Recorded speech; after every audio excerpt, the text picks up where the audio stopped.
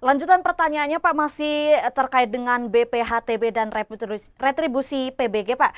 Apakah ada sektor lain yang akan terpengaruh dan misalkan di perbankan yang bisa mendukung program tersebut, akankah akan berdampak positif? Kira-kira bisa dijelaskan secara rinci Pak Abdul?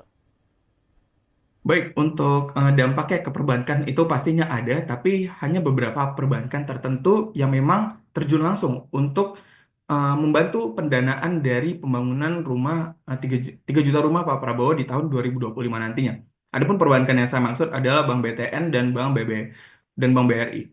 Nah, teman-teman tadi setelah saya mention bahwasannya tidak semua rumah itu terkena penghapusan BPHTB dan retribusi PBG.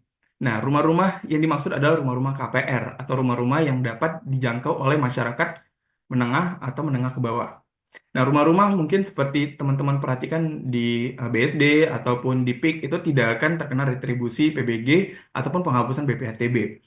Nah, jadi untuk pembangunan 3 juta rumah Prabowo itu akan dibantu pendanaan oleh Bank BTN serta adanya Bank BRI yang juga akan membantu pendanaan dari 3 juta rumah Prabowo atau KPR di Indonesia. Nah, adapun memang untuk bank-bank seperti BTN dan BBRI yang telah saya mention tadi, itu sangat mendukung adanya penghapusan ini dan memang akan menyokong masyarakat untuk membeli rumah. Sehingga memang proyeksi dari kedua perbankan ini dengan penghapusan BPHTB dan retribusi PBG ini, adanya potensi peningkatan permintaan terhadap rumah-rumah yang akan dibangun di 2025.